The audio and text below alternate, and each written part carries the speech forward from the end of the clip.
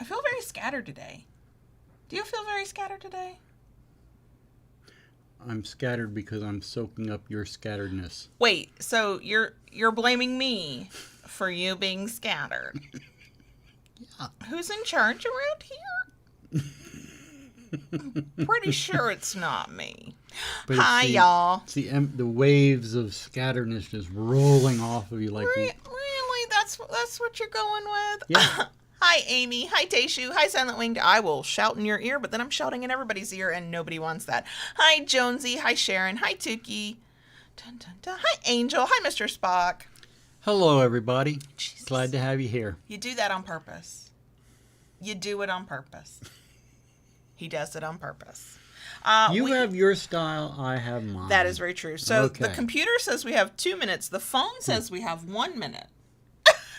Stop looking at your frickin' phone. Well, I can't trust the computer clock. We go by the computer time. Hi, Eva. Hello. I can't trust the computer clock, so I have to have a backup. Put the phone down. Hi, Willow. I did put the phone down. For anybody who... Oh, wait, we didn't do our very professional intro. My name is Kayla Lords. And I'm John Brownstone. This is Loving BDSM if you happen to be new, and we help kinksters like you have happy, healthy power exchange relationships.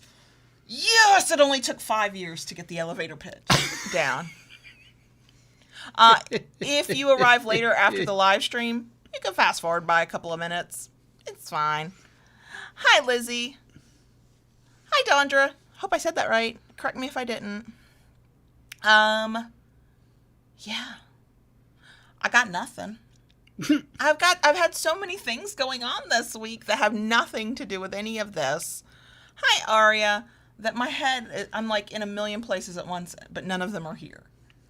But we did actually like get our shit together and plan this week's episode, sort of. We did. But what I find humorous about all this is, you know, I said to you the other day when we talked about this, I said, you know, we had a pretty heavy topic last week. Let's lighten the mood a little bit. And where did we go with it? Yeah, but we're talking about kink. We're not talking about deep, well, there will be emotions involved. But we're talking about kink. It is the 123rd day of April, you're right. Yeah. Hi, L. Hi, CDC. So, yeah, I need another sip of coffee. I'm so scattered today, I almost made my own coffee incorrectly. I mean, technically, I did make my coffee incorrectly, but I did not ruin it. It just wasn't quite what I... She made it correct for my coffee. No, it wouldn't have been correct for yours that's either. True. Yeah, true. You went off the rails. I was on autopilot. Until I realized where I was like, in mid-pump of the stuff I don't put in my coffee. I was like, what have I done? Hi, Master Bobby. So, yeah. I got nothing, but the computer says it's noon, so I guess we can officially start. Yeah. So we will officially start. We're talking about edge play. There's going to be a conversation about risk. We're going to have a ton of resources. I'm going to try and make sure I get in the description box. So we'll get into that in a second. The shirts, for anybody who's interested, my shirt was gifted to us, so there's no link, but it does say #babygirl, which is what I like. Yours just says daddy. This is from Kinky Cloth. If anybody wants a shirt that says that or another word, if you shop at Kinky Cloth and use the code KinkyKayla, you save 25% off. That's one of their best discounts. Other discounts are usually like closer to 10%. So, yes, we do make a small commission when you shop at Kinky Cloth with our code. If you enjoy anything that we do here today, give us a thumbs up. We love that. If you actually want more of whatever the hell this is, if you have not already, please consider subscribing. And then, of course, don't forget to hit the notification bell to get updates on new content. It's important. Sure. We're a house divided. Just do what Daddy says. I've found that to just be the easiest, the path of least resistance. If you would like special live streams, special podcast episodes, and access to a Loving BDSM Discord server, you can join us on Patreon. That's patreon.com/KaylaLords. The link is always in the description box.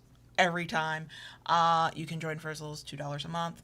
I don't talk about this very often, and it is I understand the world we live in, so it's okay if it never gets used. But we do, as long as our live streams are not age restricted, we do have super chat ability. If you're like, yeah, I'd like to support your channel. No, I do not want to sign up for a monthly thing. So that is always there too for anybody interested. Okay. I think I've done all of the YouTube only things. Okay. And I think that we can hit the magic button. But yes, Sir Schmoopsy Pants, hello. I love your name, and you know why I love your name. Hello. Okay. Go ahead. All right. Go ahead. Here we go.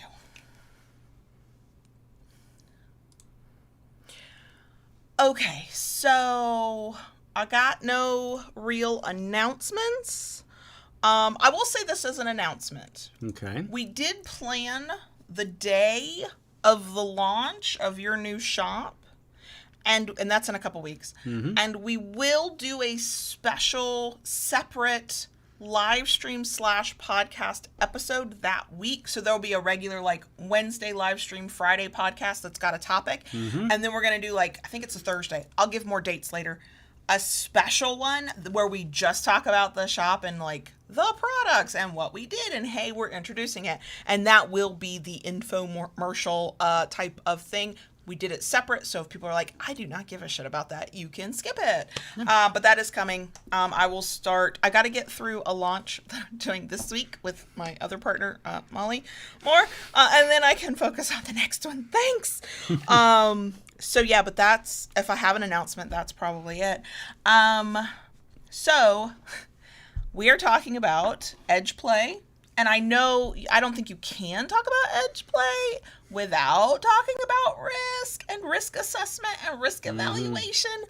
So the reason we're talking about edge play is one, it is considered for October Kinktober, #Kinktober in some circles. So I was like, let's do a kink topic. And then we went through all of the kink topics that are easy for us because they're things we experience day in and day out. And we went, oh, we've already talked about all those. So I was like, okay, well, what makes me think? And then we do not have an official review of this yet, other than I can say, I like this. We have Ignixia's Kinktionary. It is a paperback kink dictionary with space to add more terms and words and phrases as you come across them. But there are 400 already in here. And I was looking through and I'm like, wow, this is really comprehensive. I'm seeing terms I don't normally see. I'm like, oh, okay, this is cool. I need to pry that out of your hands to look at it myself. You'll have to buy your own copy. No, teasing. Teasing. And we will, if anybody's interested in getting your own copy, we'll put a link to it on Amazon. You can buy your own. Check it out. It's $14.95 on Amazon. It's printed.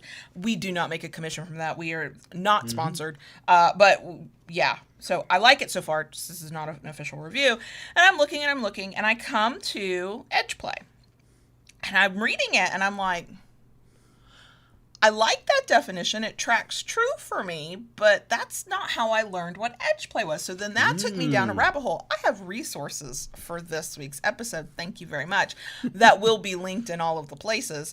So first it started with the definition of edge play in Kinktionary by Ignicia. I will read that in a moment. Then I was like, wait, has Evie talked about edge play? And she did do an interview with somebody that talked about different parts of it, and I think edge play was part of the conversation. But what I ended up finding and coming across, which made me feel bad because it was in my subscription feed on YouTube a couple weeks ago, and I just missed it apparently, where she recently did a video about is BDSM dangerous and talking about risk, and I was like, well, that fits in.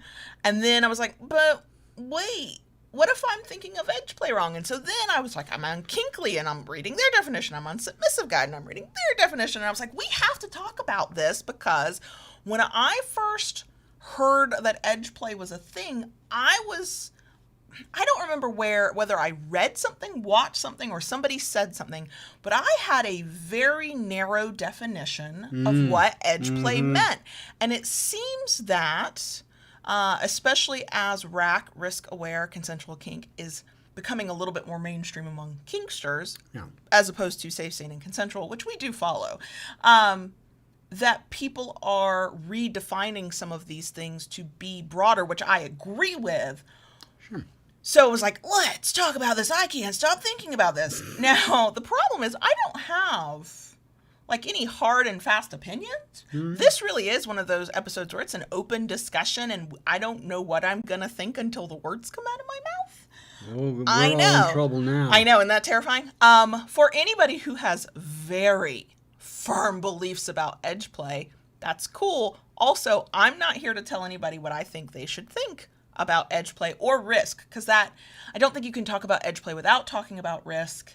Mm-hmm. And so which of those two topics will get most airtime in this episode? Don't know. Can't even begin to know. And it may be one of those things that we end up coming back to. So let's start with what is edge play. I'm going to start with Ignixia's book because that's where I started. Mm-hmm. And this was why I was like, I really liked this definition because it was way better than the one I had been given, 7, 8 years ago? Ignicia defines edge play as play that is on the, quote, edge of safety or is considered very risky.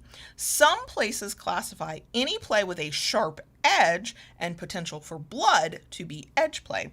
Other places consider anything someone isn't completely familiar with doing on their own to be edge play and therefore needing extra supervision.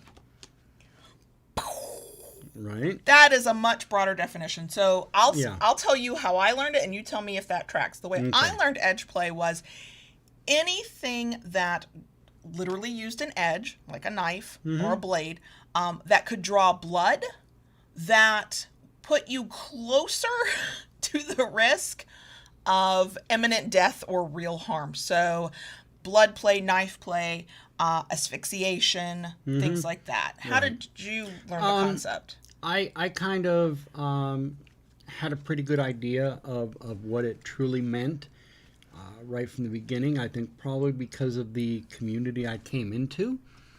So, I mean, to me, it was pretty much a lot of the things that you just mentioned. Let's throw in medical play. I would not, and I would not have. Okay. Really, I from very early on, I kind of thought of most any play in BDSM as kind of being edgy to a certain extent. I think the one that shocked me the most, I was at a rope workshop and the person doing the presentation was like, rope is edge play.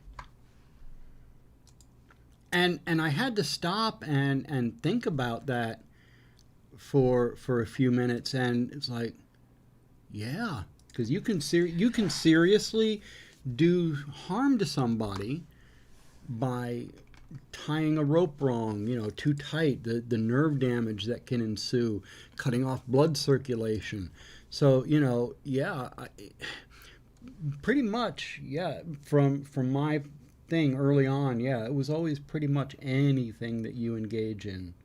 And here's what's funny with that way of thinking about it, because I don't disagree with you. Yeah. When we were thinking about this episode, I almost titled it, Is all BDSM edge play? Because based on that definition and the other definitions, if you are watching on the live stream or in the video, I did just add all the links that we're using as references. Yeah. Kinkly, which does use sex writers and a lot of kinky people, I have formerly written for Kinkly in the past, to define these things. They're not coming from left field. They didn't just do a quick Google search.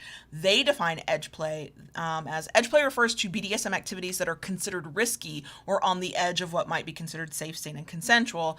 The definition of edge play is subjective and can differ from scene to scene and from individual to individual, but it can refer to anything from breath play to knife play to barebacking. The definition of edgy can also change over time depending on the sensibilities of the time period. Right.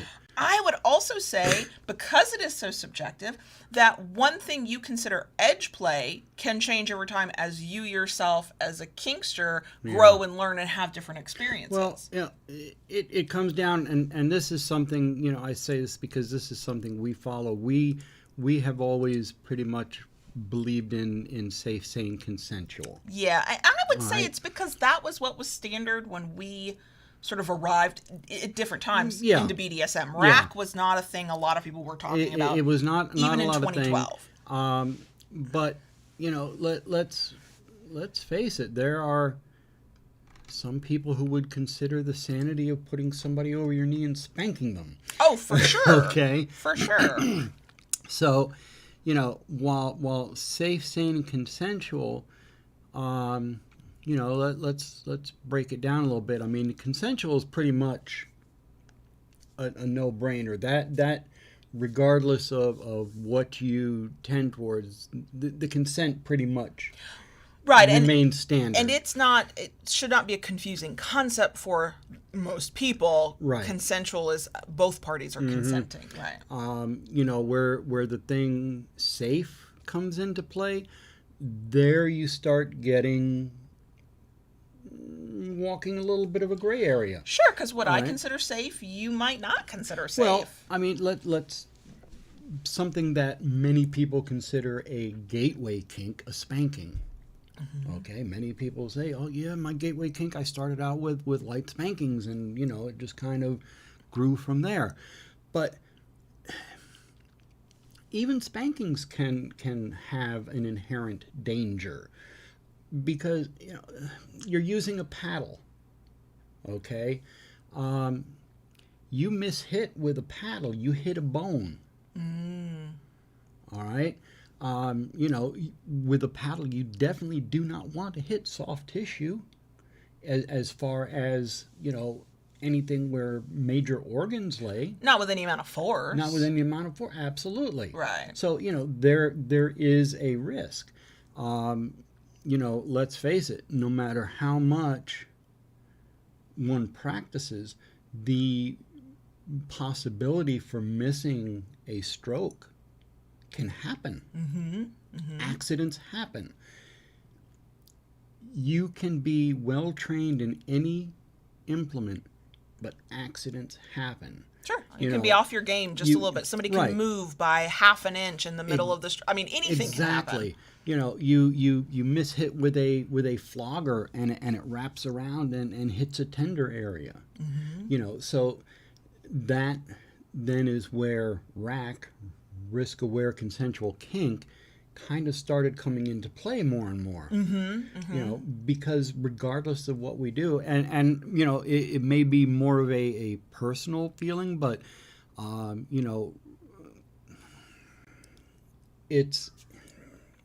that's why I kind of group most of everything we do into being an edge play. Let's face it, it's not considered the norm. Well, what you said is what, to me, hits this whole topic nail on head. Yeah. It's the risk. So, a couple of things here. One, and the examples most of us give when we start talking about edge play or risk in general, we talk about the physical risks. Right. Those are most easily seen and felt, and you can, in many, if not most cases, you almost know immediately if, that was a bad hit. Like, you feel it. You don't always. I mean, things can happen. But for the most part, you're feeling it immediately. We joke about sometimes the difference between pleasurable pain and the not good pain. Right. The pain I did not ask for. Thank you. Right. And this is a thing that all the definitions I've read, as well as Evie's video pointed out, there's also mental and emotional risk. Right. What's a trigger? What's going to haunt you? What's going to stay with you? What's going to remind you of a thing that happened that's not related, but you're in a headspace you did not anticipate. And it all comes back to risk. And so when I was watching Evie's video, it is linked in all the places. Y'all definitely go watch it. It's excellent. She was talking about the kind of the same thing. She didn't say what you've said, which is, is all BDSM edge play, but all BDSM has risk. And her point was you have to then assess those risks for yourself. Right. What I found kind of humorous, really, I'm reading through the comments. I don't know why I do it to myself. I do it with every YouTube video. I don't know why. And there were a couple of people who understood her point. They weren't being jerks or anything, but they actually said, well, if you have enough experience in something, then your risk goes down. One, that's true. The more experience you have, the more your risk can decrease. But the tone of those comments was like, oh, I've been doing this 20 years. It's perfectly safe if I do that thing. And I'm like, what about human error? Let's look at this on another scale. Let's use this in a simile, okay? Driving. Mm-hmm. You learn how to drive. As a youngster, you're not that great of a driver. Okay, let's face it. Kids tend to have more accidents and mishaps than most any drivers on the road. But as you learn, you gain experience. The hope is, as you gain that experience, you become a better driver. Right, the risk of accident goes down. The risk of accidents goes down.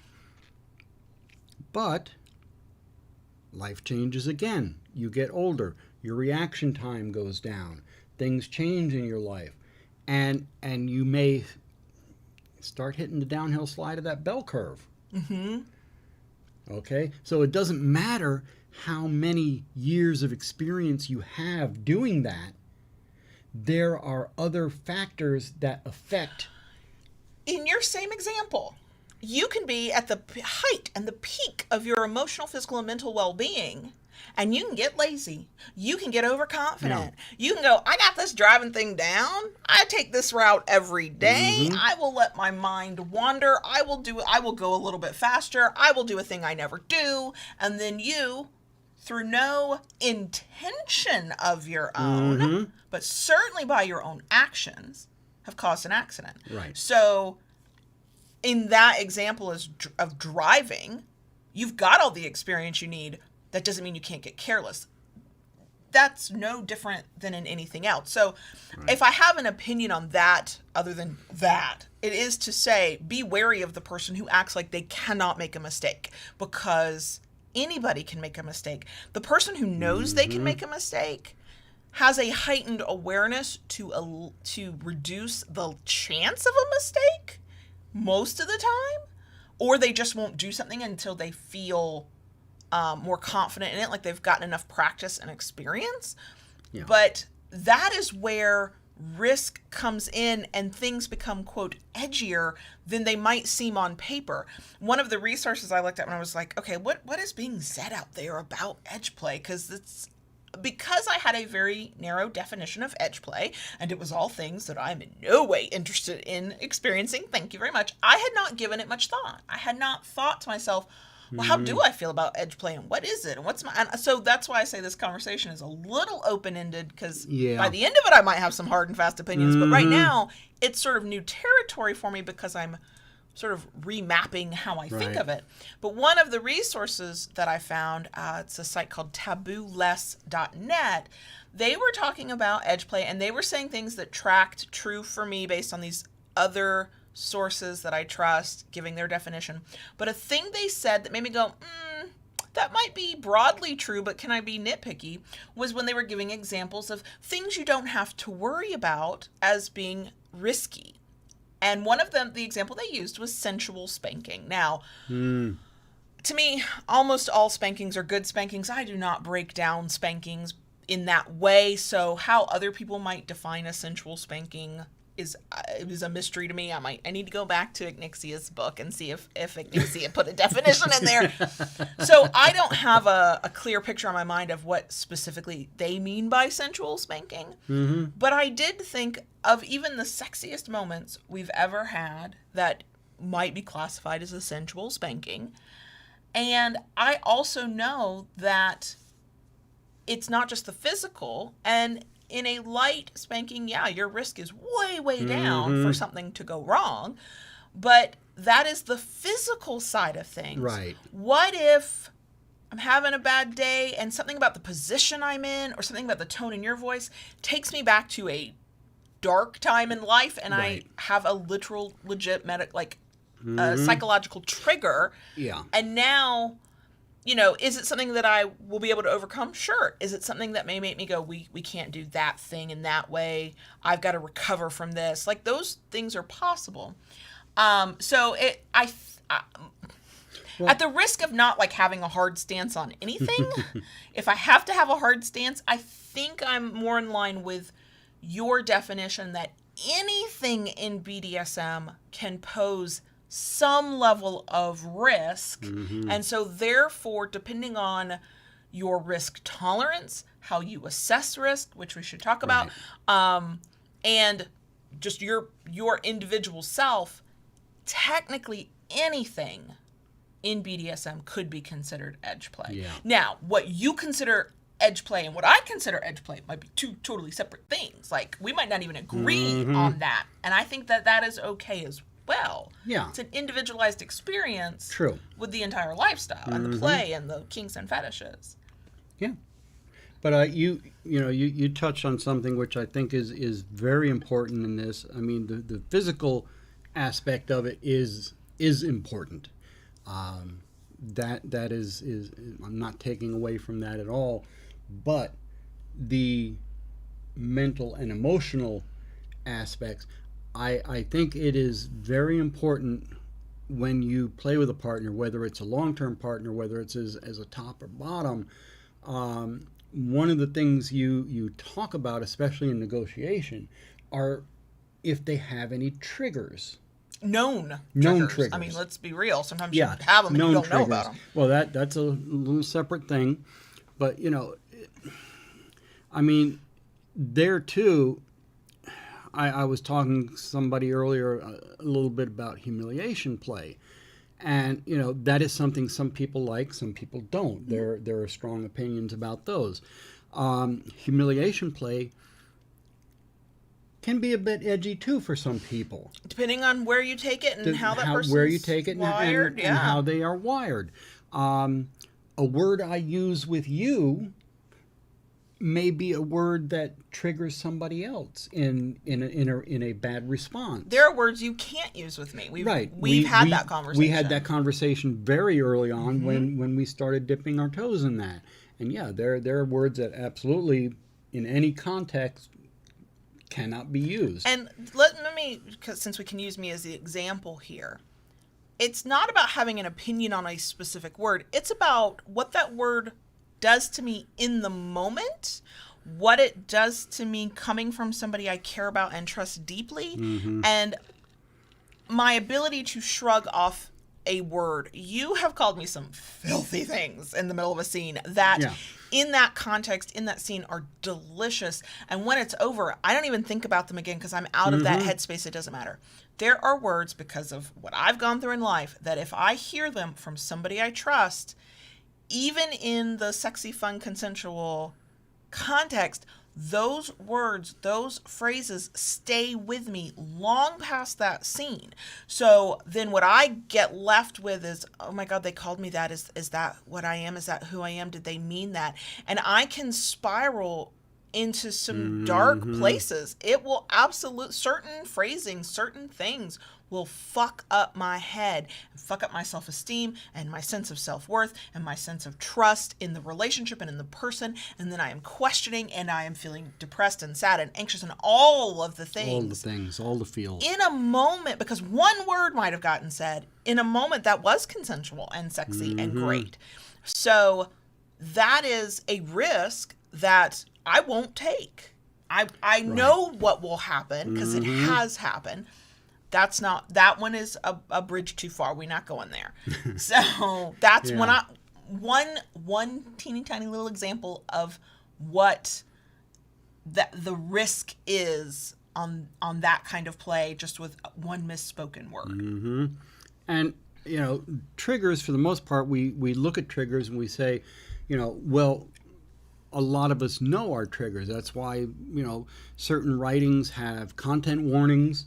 Because certain things may trigger certain people. But there's another aspect to triggers. I've talked about it earlier shows. What I tend to call landmines. Those are hidden triggers. Ones that nobody knows about on either side. And you're doing a scene and you're walking through the field of the scene, and next thing you know, you step on it and it goes off. Yeah. and we have experienced that. We have. Yeah. And those are an unknown. I could not have told you ahead of time, Right. hey, don't do this thing, don't say this thing. It'll cause a bad reaction. Right. So, that's something to think about too. That is something that is very... And I can hear the cynical out there who don't want to be told that something is risky and they need to be careful. I can hear them thinking to themselves or typing ferociously. Are you saying I just can't do anything because if there's going to be landmines? But everything has a risk. No. Getting on an airplane has a well, risk. what I think I am saying is you approach with caution and you approach with humility. Okay? Because you can take all the precautions in the world. You can have the conversations. You can do some risk assessment with one another about the activities or the whatever. And you can still hit that moment. You did not expect it. You're not actually to blame. It's a thing that happened that nobody could predict. Right. What you do next, it says everything. Yes. If you blame that person for having a bad reaction because you feel uncomfortable, one, I am not impressed with you. And two, you've got some work to do. No. Two, if you decide that is a reason you can never do kink again, we might need to have a conversation because I think that's a bigger reaction. But do you take care of your partner? Do you learn from the experience? Do you maybe avoid that play in the future? Right. So we, when it happened to us, one, the scene just it stopped. This was one of those things where it stopped.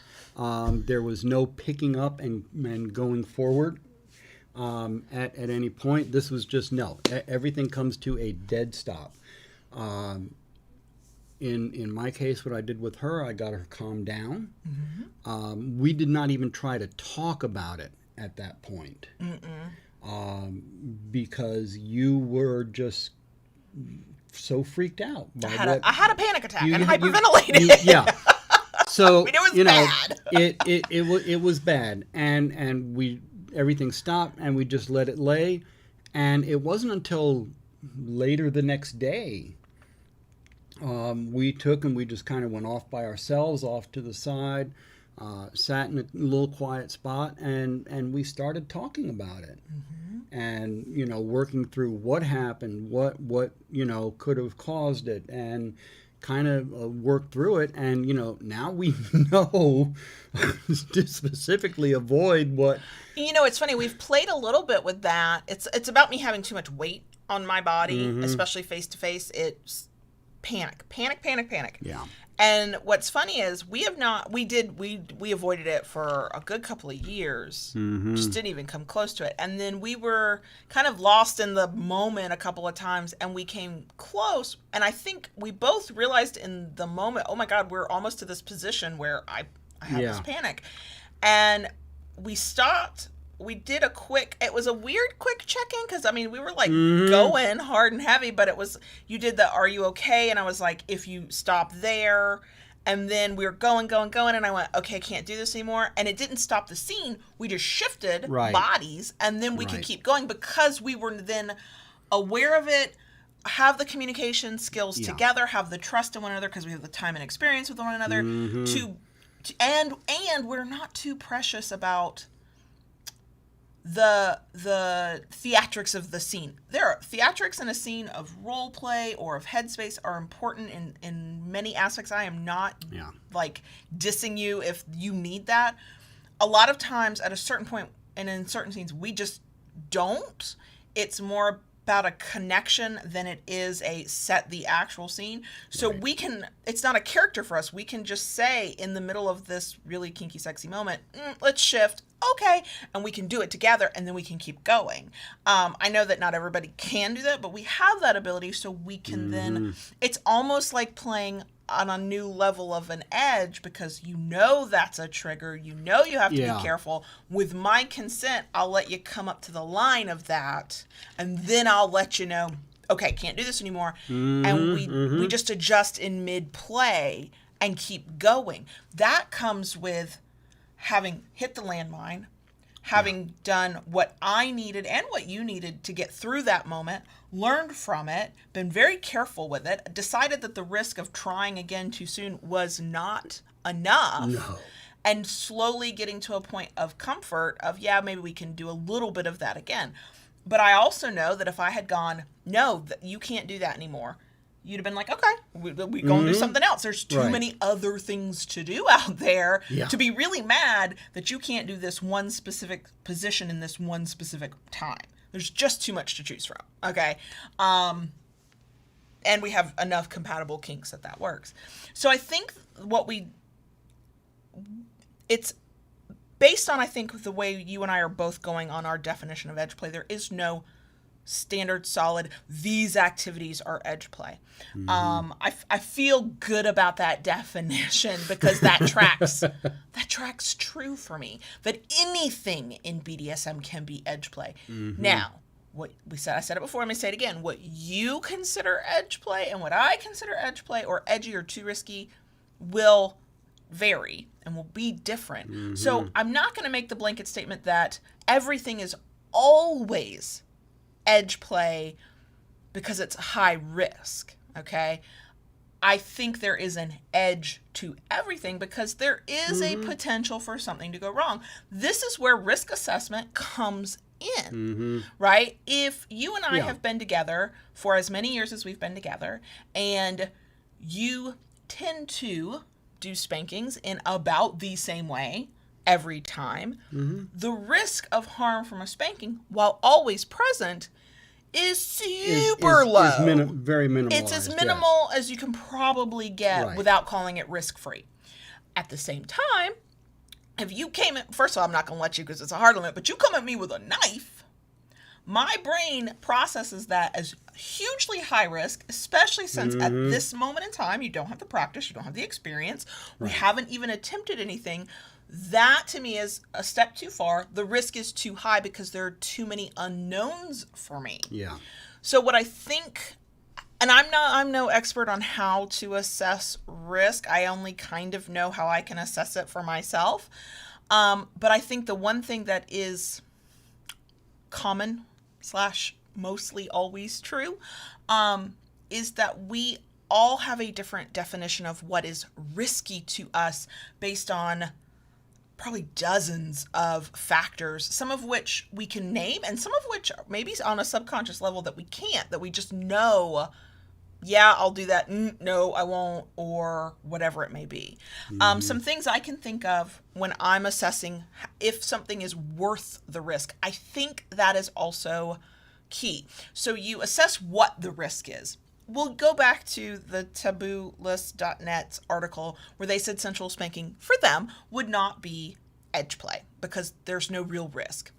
In that case, the level of risk I would say is so super low that no, I probably don't consider it risky, even if I intellectually understand that, yeah, there could be a risk under very specific circumstances in my experience with it. Okay. So that's so super low. I'm not gonna think about it. But when I look at something I do think is risky, then I'm thinking about, and I'm not used to thinking about why I think something is risky, but there are things that come to mind. Okay. Chime in with any that I'm not really thinking of. First of all, have I done it before? Okay. Has the person who wants to do it with me done it before? If so, how often? For how long? One of the things, can I even name the risks? So sometimes I look at a thing and I don't know enough about it to even tell you what the risks are. That tells me I don't know enough about it to do it. Now that is a personal decision. I know there are people out there who don't have to know anything about it and they'll run headlong into it, and by the grace of whatever deities may or may not exist and fate / luck / you pick your word, they make it through and they're fine. I have never been that person. Once I recognize a big risk and it's a big one, I usually encounter it in some way. But I'm also thinking, does it, this is more of a subconscious thing where I can't always name why I feel like something's risky. Does it make me anxious? Does it make me afraid? Am I having a visceral reaction? Am I having pictures in my head of worst case scenarios?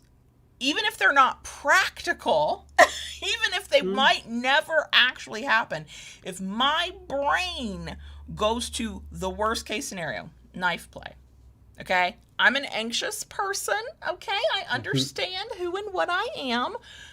You say knife play to me, because of that anxious spiral I'm capable of, imagine blood everywhere, stab wounds, vicious violence, or just the weirdness of life of, oh, you're grazing my skin with a knife. You trip on nothing. Next thing you know, you have stabbed me. Right? Like, that, I mean, one, I'm not into knife play. We talked about this. I'm not into blood play. We talked about this. But to me, when that's what I'm thinking, for me, on my personal assessment of risk, that's too far. Some people, their mind won't go there. They might be able to go, oh, yeah, you could cut me. And Evie in her video, I was like, oh, my God, I never thought about it. She was like, she said, you could be doing knife play, accidentally cut a partner, cut their skin, and that knife wasn't as clean as it could be. Mm-hmm. And so therefore, you've accidentally given your partner an infection that has put them at risk, more risk, because now they're sick because we've got an infection. Mm-hmm. And it was an oopsie moment. And because I'm not exploring knife play, I'm like, I had never thought of that. Now, when we talk about impact play, I can think of more risks, even if a movie came out, and I know this because I actually witnessed it in the office I was working in at that time. People were like, oh, this is amazing, it's wonderful, I want to do this stuff. And people were going out that had no idea what they were doing, no idea of the power they were wielding in their hands. They thought it was just cool and amazing, and they wanted to spice things up. And it looked easy. And people ended up in the hospital. I know. I remember reading about shoulder injuries from all the people trying floggers for the first time. I was like, oh, wow, okay. Now, many years ago, when I had an interest in floggers, which was born of the reading the gore books, because I read the gore books, I did not fancy myself a flogging expert. All right, I went out and I learned at workshops how to handle a flogger. Before I ever even touched someone with a flogger, I flogged my pillow into submission. Okay? For one, I'm grateful. Yeah. For that pillow. And I mean, service. even with learning whips, you know, you don't learn to crack a whip by whipping somebody. You take it, you know, all the workshops I've been to, you take a t-shirt and put it on a hanger and you use it for target practice. A piece of paper hanging, you use it as a target. You work until you improve your ability to gauge the distance of the whip you're using to the impact it's hitting, and yada, yada, yada, down the line. So here's... You're giving me a look. No, because you've made me think of something. And I think that this is a thing that gets forgotten in this discussion. We each, as individuals, assess risk in different ways. Not even with the methods like I was listing a little bit ago. You are a person who is fairly cautious. You're not like me, super, super overly cautious, anxious. I'll just hide in my house. Thanks. I know what's there and I know how it all works. I'm happy here. You are willing to go out and have adventures, but your personality says, either based on past experience or just how you're wired or a combination of both, okay, I don't know what I don't know. I can immediately get a sense that there is risk here, even if I could not name it. I'm going to make sure I understand how to do it.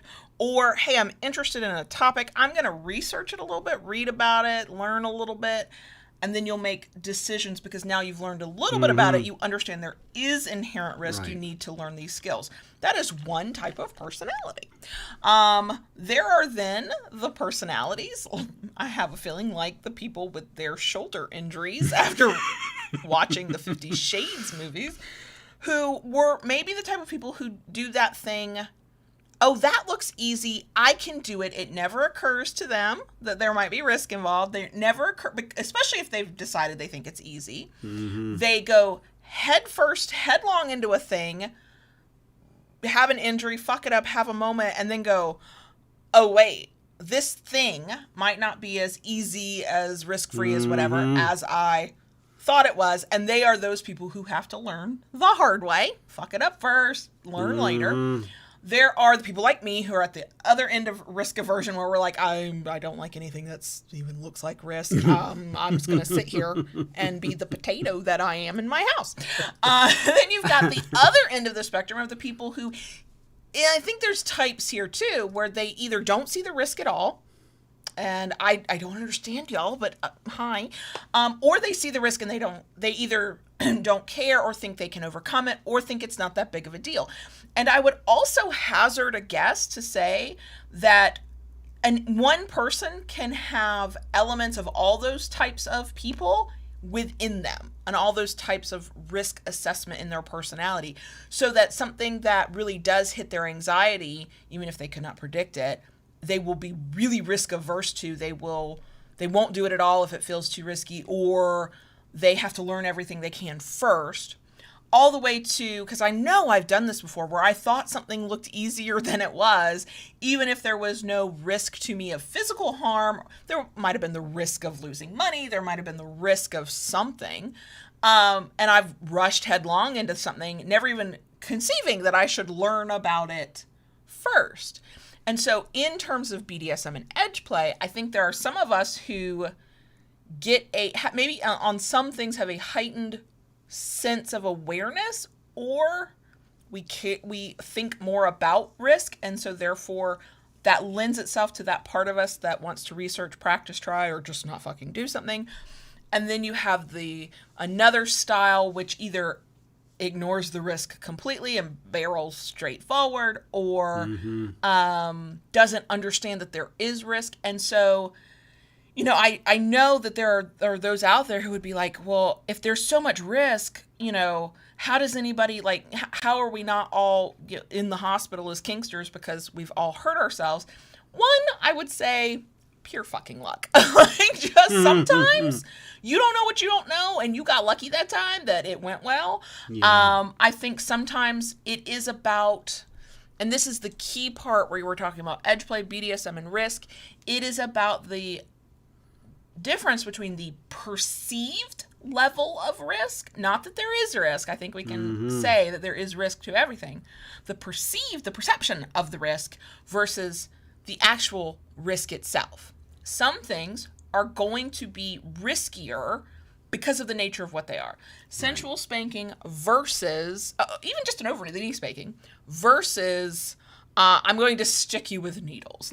If I'm comparing the risk levels to those two activities, and we're starting at baseline of no experience whatsoever, one is inherently riskier than the other.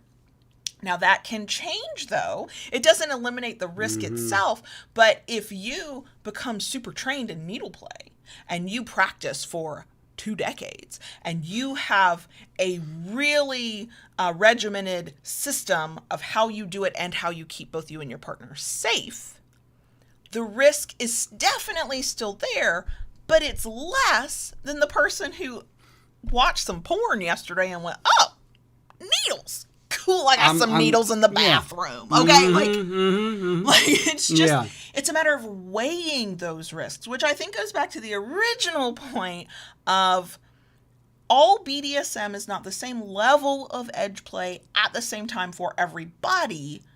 But yes, there are inherent risks and dangers and edginess to all parts of BDSM. Yeah. It's about what your comfort level is, what your education and experience level are. And when I say education, I mean kink education. We're not out here talking about degrees that you have to go get. How much have you learned about this thing you want to do?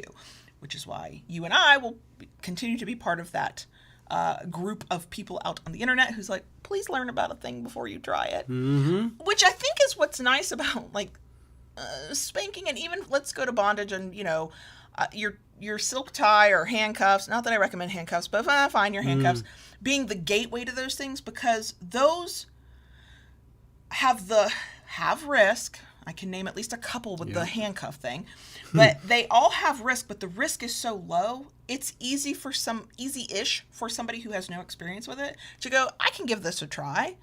the mechanics of it are simple enough Yeah. that I can try this, and the risk is relatively low.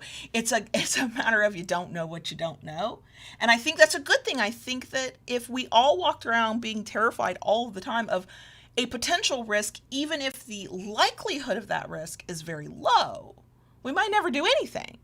You know, I have both had this said to me and said this to somebody, not related to kink, but when I'm in a conversation with somebody and one of us is more anxious than the other, I have said and also been told, I can walk out the door and get hit by a car tomorrow. I can't not walk out the door because of that risk. And that's where it comes down to your personal risk assessment of what is a risk too far for you? What is a step too far for you? And you know, what makes me sad is when people, and I say this as somebody who has this happen, when your anxieties are so high and you are so risk averse that you are not able to take the step into something that intrigues you because you can't let yourself get past how risky it feels. Because sometimes part of that feeling of risk, not the actual risk, the feeling about risk is the unknown. Yeah. When I don't know about something, and I recognize that there's risk, it then feels scarier to me than when I do know about something. Most people tend to fear the unknown. Absolutely. So that then becomes an internal conversation of, am I responding to the actual risk versus the perceived risk because there's so much I don't know? The best solution to that is to go learn, not necessarily to do, but to go have conversations, go to demos and workshops, get around it in as real of a sense as you can to then decide, okay, now I know what this looks like or can look like and how the mechanics of this work. Where am I on it now?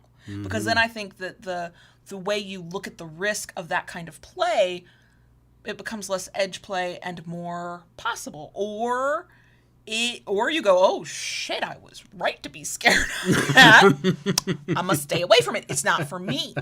The interesting thing that I think happens, this happens a lot online, certainly in comment sections of videos, but also on Twitter and wherever people gather, is that if I come out and say, needle play, needle play is a hard limit too, so just so you know. No, don't break my skin, is what I'm saying. But let's say I come out and say needle play is edge play to me because it is a risk too far for me. There will invariably be somebody out there who thinks what I've actually said is nobody should do needle play because it's too risky. When what I've said is that's a no for me. That's too much for me. And there is this human sort of compulsion to think that when somebody says, I think that's too risky, I'm not going to do it, that we've somehow said you shouldn't do it either. Now, every once in a while, there is somebody on the internet who thinks that because they don't want to do it, you shouldn't do it either, and that's a part of this conversation as well. So, and I have absolutely seen people make the comments and make the assertions that because they don't think something is risky enough to avoid, that there's no risk to it. And so they'll tell that person, well, you're just being silly or stupid or whatever. It's not risky. It's perfectly safe. I've done it for 20 years. What are you worried about? And I think it comes back to the point we make in every discussion we have about power exchange and BDSM and kink and all of that, which is it is highly personalized and individualized to you. Your experience does not have to look like anybody else's experience. It's true. Certainly doesn't have to be validated by anybody else's experience, okay? They can go out there and do them and, live their risky best self life, and you can do what makes you feel safe and comfortable and confident so that you're enjoying your BDSM experience. Yeah. I do think it is worth the conversation and the awareness that there are, of varying degrees and levels, risks and dangers to all forms of BDSM. Yeah. Physical, mental, emotional. Understanding that does not mean you can't engage in it. That's kind of the coolest thing about BDSM. We are not only on the outskirts of what society, put air quotes around that, but mainstream society considers normal or okay. We're playing on the edge of the taboo just in general. And then we're playing on the edge of what our bodies are capable of, what our minds are capable of, what we can psychologically handle. Like, it's okay if your edge is nowhere near my edge. If we are playing on two different fields, as long as we take that time to learn about the thing, weigh the risks, understand that there are risks, fucking admit that there are risks, and then decide what's best for us based on what we know to be true about ourselves. And what I decide for me, it does not have to be what gets decided for you, and that's okay. And it's we're both having living our best BDSM lives. Was this really a discussion about edge play? Was this really a discussion about risk assessment? I don't know. What were we doing? I think that if you and I agree, and I do agree with you broadly, that any form of BDSM is edge play because of the risk. Carries some degree of risk. And then what I consider edge play, specific edge play, is based on what I consider risky and what I know about. Then that opens it up to anything and everything. We don't have to speak about specific kinks and call those edge play. Yeah. Because, and our view of what is edge play absolutely can and will shift over time. Yes. You know, if you are terrified of, like I was terrified of a whip. Don't come at me with a whip. That's gonna, you could break skin, and technically he could. Technically he could. That is a risk. But I didn't know anything about it other than it sounded like it fucking hurt. And I had seen too much porn where there were like too many red marks on skin. And I went, And then over time, and while I watched you learn and go through that process, it's still not a thing I'm like dying to do, but I was able to consider it less edgy for myself because, funnily enough, not because of anything I did other than kind of growing into my kink self, but watching you do what you could to eliminate risk. You know? Yeah. So, reduce risk. I don't want to say eliminate risk. Reduce risk. The risk is always there. Yeah. And I that doesn't mean we have to be afraid of anything necessarily. It's just an acknowledgement of the facts. That sums it up very well. I have never summed up anything in my fucking life, but here we go. We did the thing. First time for everything. I know. I will be interested over time what other questions this raises or topics of conversation we can come back to with this. This is one of those that does feel like a really big conversation, but because I did not have, going into the conversation, I did not have any like hard and fast, this is totally what I think. It feels like it's too broad of a topic to cover in one episode, but also this is a good stopping point because I think I'm with you on your definition. Thank and you. I'm with Evie and I'm with Ignixia and So, All right. So, does that mean we're good? That is not for me to say. All right. Well. Okay. Ready? Keep it kinky, y'all. And we'll see you next week.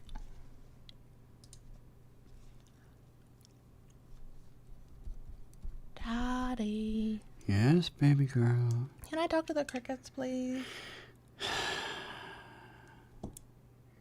With a smile like that, how could I refuse? Yes, you can talk to the crickets. Thank you, Daddy. One, if you are watching on YouTube live stream, I could not look at any live stream comments while we did that, or I was already getting off track. I would have gotten off track. So y'all might have said some really, really smart things or asked really good questions. I've missed them all.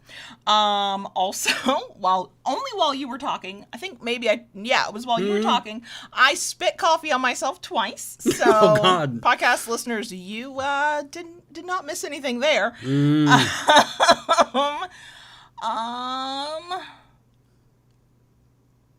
trying to think of what a good emoji of the week would be for risk. Because there's got to be... There's got to be something. What can I find? And I was kind of doing the same thing while you were talking. I would just peek in briefly. And, you were doing better than me. Is there... What happens if I type the word risk? Nope. Risky? Nope. No. Maybe we won't have an emoji of the week because I can't think of... Can't think of one. Ooh, you know what we could do? No. I was going to say we could do a knife because many people think of knife play as edge play, even though it is not the only form of edge play. So, Amy in the live stream chat. Yes. What? The yield sign. The caution sign. Yeah. The caution sign. The triangle with an exclamation point in it. That'll work. Yes. Caution sign works for me. That will be our emoji of the week. The Easter egg is that if you are subscribed to the newsletter, links in all the places where links exist, I will put that emoji in the subject line of the email. So if you're like, what fucking emoji are they talking about? That one. Okay, caution sign. Triangle with an exclamation point in it. There we go. Yep. That is our emoji of the week. You would think, after all these weeks of trying to do this, I would think of these early. Y'all are lucky I thought of the topic early. Y'all are so lucky. So, what have we got for bonus section stuff? I don't really have a whole lot. I've just been boring. You took a bunch of pictures for me so I can finish your shop. I took a bunch of pictures for the site. Still have more to go. I think probably Friday morning. Okay. I'll be doing that. Okay. Or Thursday afternoon. I'm not sure which yet. Depends what I get accomplished out in the shop tomorrow. Mm-hmm. And yeah, I mean, I've just been doing boring stuff, making canes and... Yeah, boring stuff, making bitty things. Jeez. Gosh, why would anybody care about that? You know, and other things. I know some of you, and I think I put it on Instagram, I don't remember now, the block of acrylic that I made. I cut that up into pen blanks. Oh.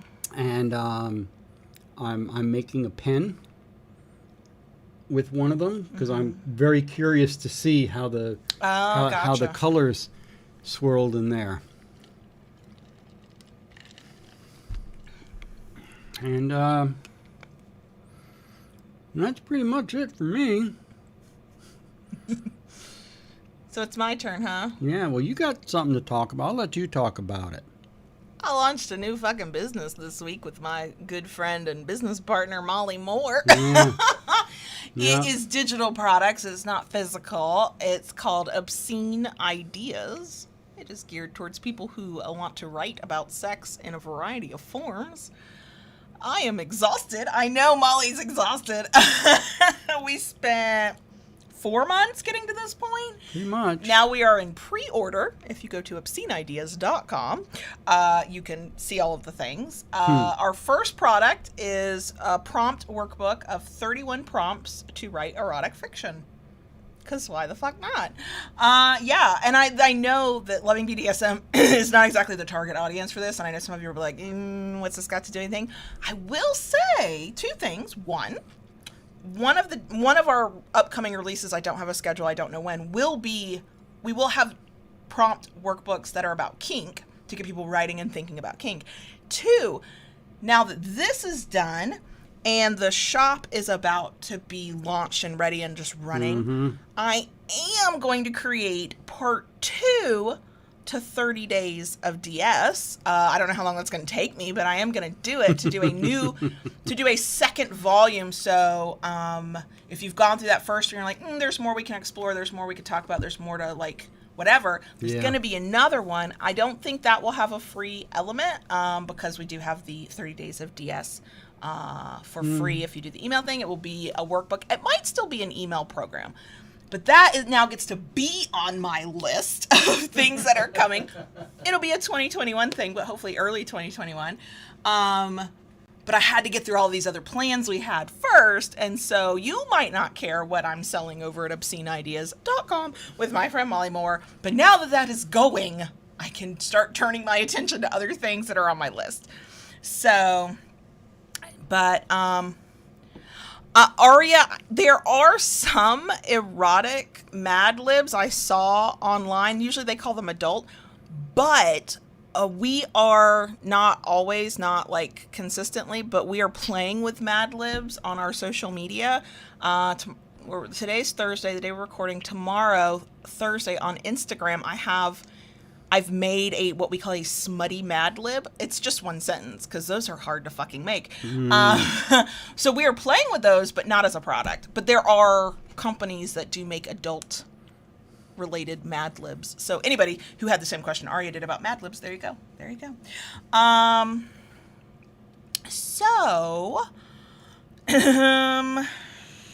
Yeah, so that's the thing. So if you don't care about that, it's okay, because we talk about kink here. I get that. But yeah, that's the important part of it, is now that it's going, I can start doing other things. And that is my next project. Yeah. Is to do a volume 2 of 30 Days of DS. What else? We said at the top, as part of our announcements, in the next couple weeks, we will be launching Your New Shop and doing special streams, video, podcasty things to talk about that. Right.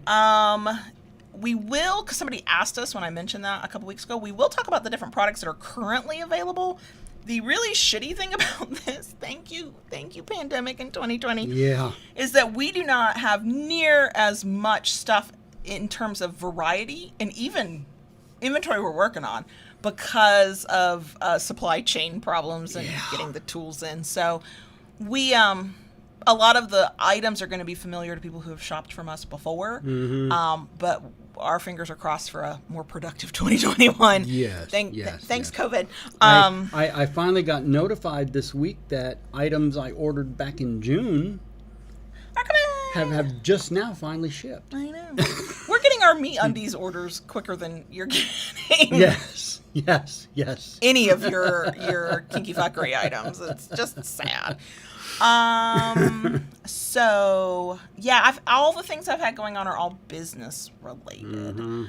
I'm trying to think, do I have any like fun personal things? Do I know what a personal life is anymore?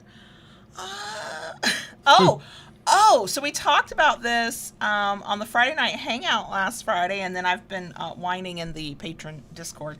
Not whining. I think it's okay to be upset about this.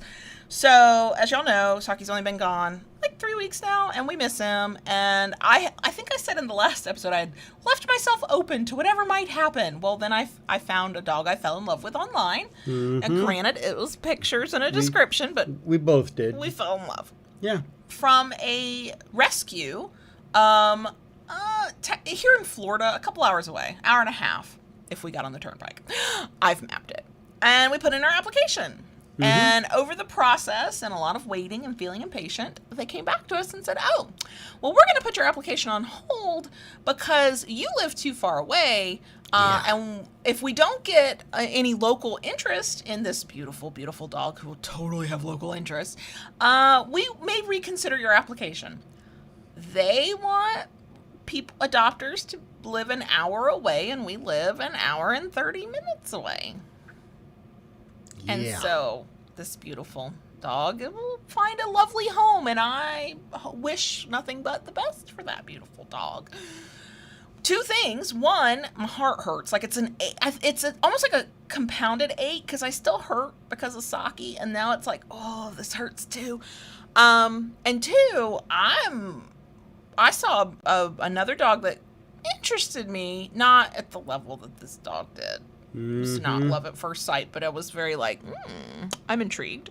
And I'm like, I don't know if I want to put an application in because that rescue is probably an hour and 45 minutes away. The lesson learned there is if I will reach out to a rescue before we do that. I won't do that. It never would have occurred to me to do that. I know what it is. I've watched way too many videos online of people going, I flew across the country to adopt this dog. And I was like, I just want to drive an hour and a half down the turnpike. Yeah. Well, I think what upset me about all that is they said nothing on their website or the application, that you had to be within a certain distance of the rescue in order to adopt. And the other rescue that I was looking at, I think I showed you the picture of this beautiful dog as well. They said we want adopters to be located in Central Florida. So, like, if you decide you're like, yeah, sure, well, we can put in for that particular dog, whose name is Jake, I think, and all I could think is Jake from State Farm, but it's fine. Yeah. It's like, well, I'm gonna have to reach out first and go, we think we live in Central Florida. Do you think we live in Central Florida? Well, where's your line of demarcation for Central Florida? So yeah. But we are, I think, on the path to a cat. Yes. And we are going to our local shelter for that. Yeah. So the local shelter also has really cute dogs, but they don't give you any information, personality, temperament, the kind of stuff you can get from a rescue or from dogs who have been fostered. And there are a couple of dogs that I can't stop thinking about, not on the level of Sunny, the dog we were rejected over, and we can't have Sunny, even though Sunny, that was the perfect name for Sunny. Sunny, oh my God, he had the best derpy dog smile. Yes. Anyway, so, and for our local shelter, dog adoptions are $10. So I'm like, but my problem is not knowing the temperament, and so we'll see what happens. Right. I think if nothing else, there will be a cat in our lives very soon. If it is the type of cat that will allow us the opportunity, we will try to serve.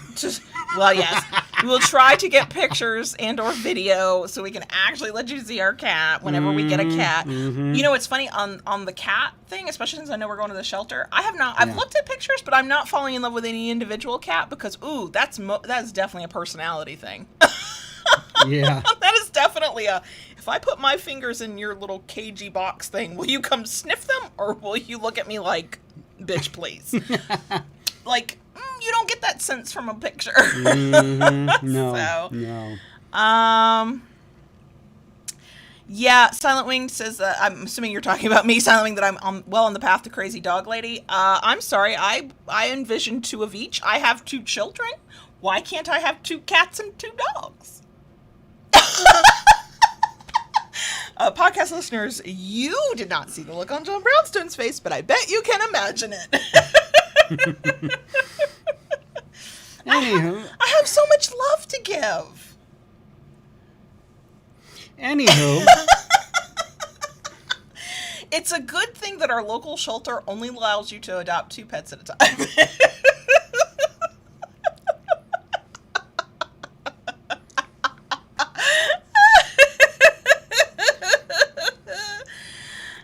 Anywho, oh my God! Happy birthday, Queen Freya. Oh, happy birthday, Queen Freya!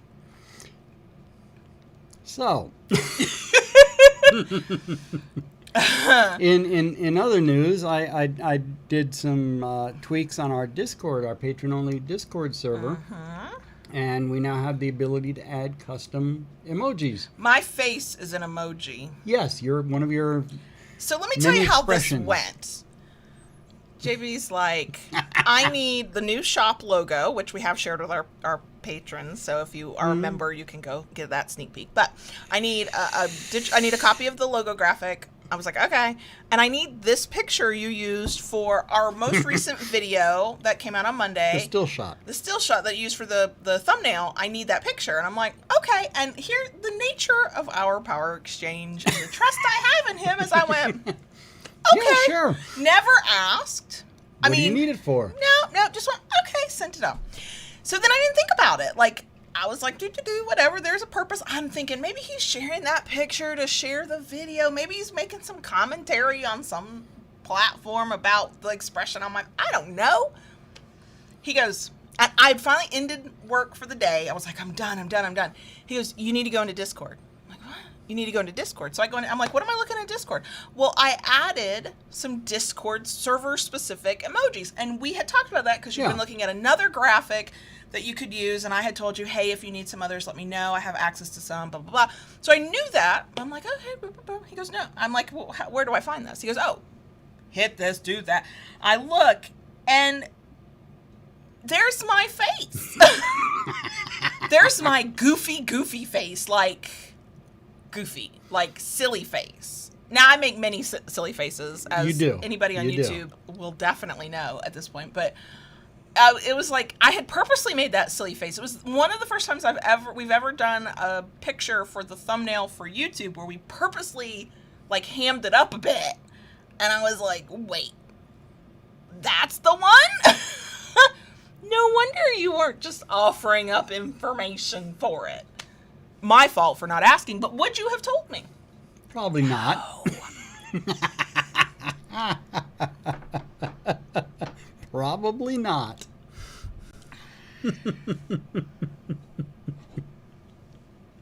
Exactly. So I know better when he asks.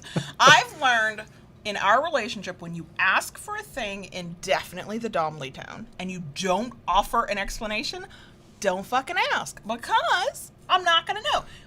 This is for simple stuff like send me that graphic. Like, we were talking about the state of our relationship. I absolutely could demand information.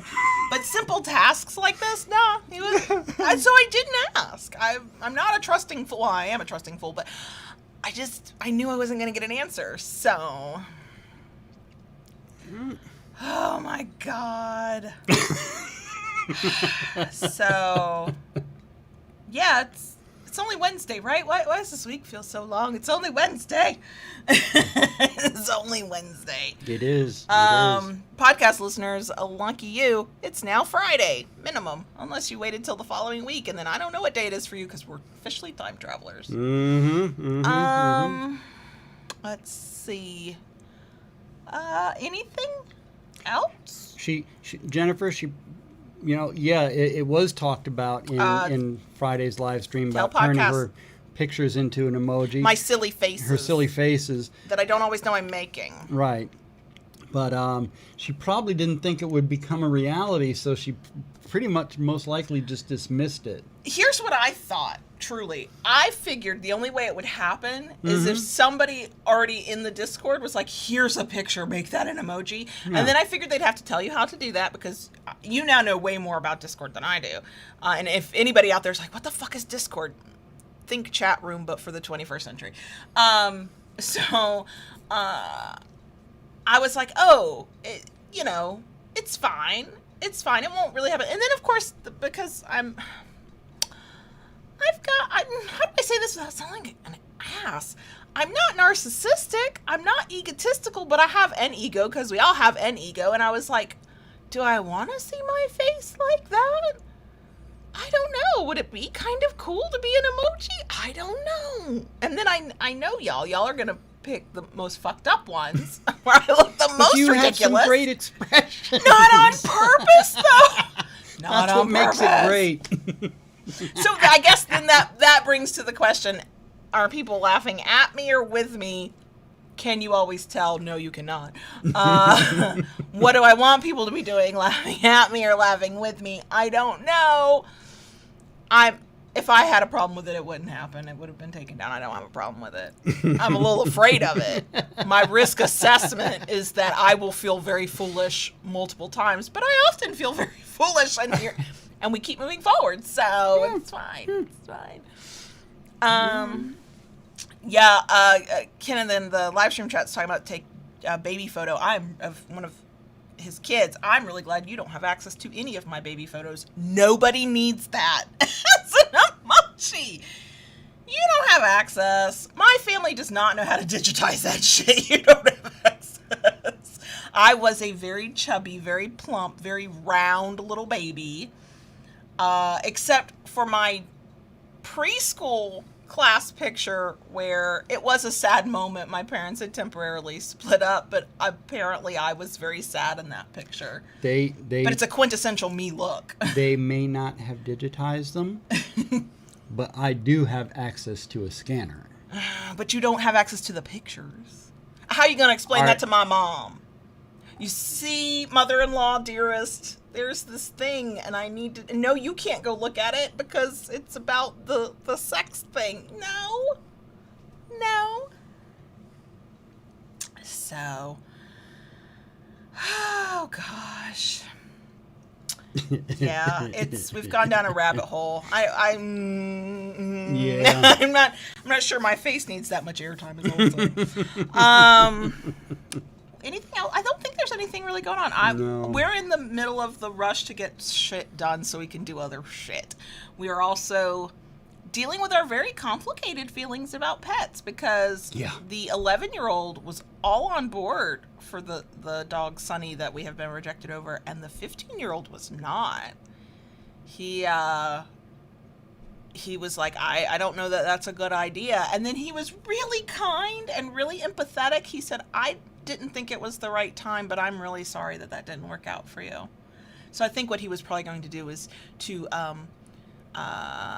not give a new dog all of his love yet. Yeah. I think a new dog would have to win him over. He is here for a cat. He's totally down for a cat. So we're good there. Okay. So yeah, it's a pet odyssey that we're on, I think.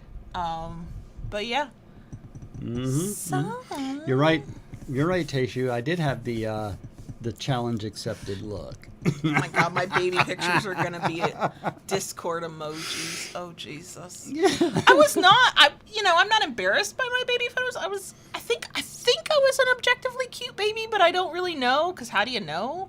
I know I was a fat baby. I mean, how many chins can one baby have? That's how many. However many that was, that's how many. Have I ever shown you my baby pictures? A few of them, yeah. Yeah. None from my teenage years, please and thank you. That's mortifying on a level nobody wants to repeat. I mean, I know where they are, so that's... God damn it. I know where they are too. God damn it. Anyway, we're gonna go now. Yeah. We love you guys. We're thankful for y'all sitting through our ramblings to this bitter end with Proud Cricket and fellow crickets and all of the crickets. And we have every plan in the world of a Friday night hangout. Yes. Will it be both of us, or will one of us arrive late for the second week in a row? We don't know yet. And then normal schedule, that random extra one we're going to do as soon as I get through this particular week. I'll be putting that information out for folks. And yeah, all that stuff. All right. So, Yeah. we're done? I We're think good? so. Okay, we love you guys. We love you. Thanks for joining us. Bye. Bye.